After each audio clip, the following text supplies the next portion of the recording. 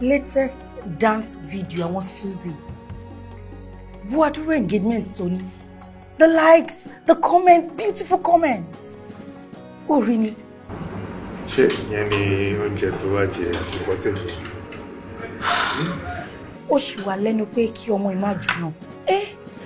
Kí ló kàn mí pẹ̀lú ọkọ ọmọ jù? No interest nínú ẹni, so kí ló kàn mí pẹ̀lú yẹn? And this girl has a life to live as well. Tó bá bí nǹkan tó wù ní ẹ̀ tó fún ní fulfillment, why not leave her to do whatever she wants to do? Ó mọ̀ pé tí ọmọdé bá ti wà, tí ò bá ti ní tí ọ̀rọ̀ gan, tó bá ń bá wí tí ò bá fẹ́ gbọ́, ó ṣètò àti gbà. Susan, kí ló ṣe ẹ́? Ìwọ àtàwọn ọ̀rẹ́ ẹ̀ ń lọ káàkiri, ẹ̀ ń fi jó ṣe bára káàkiri, ẹ̀ ń tọrọ bára. Ṣé bí pa yín, Susan? Àfijó tọrọ bára. Ẹ fìjó tọrọ bára, ẹ fìjó dára tí yín ni. Even Wálé ọ̀rẹ́ mi sọ fún mi pé ẹ tó ń bá dé àwọn club kan, ìwọ àtàwọn ọ̀rẹ́ ẹ wá gbé bẹ́sì nílẹ̀ báyìí, ẹ máa wá ju ẹ máa tọrọ owó. For what now, Susan? Are you okay? Bí ẹ ṣe máa bọ́ ọmọdé yìí sọ.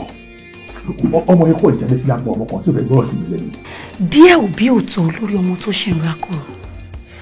Tí ò bá tí gbọ́, wá continue àti máa bá sọ́nà ni.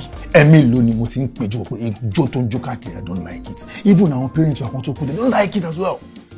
But ó kọ̀ jálagídé, what I want from her now, ijó yẹn kó stop ẹ̀. Okay. Kó lè padà sí school. That's what I want.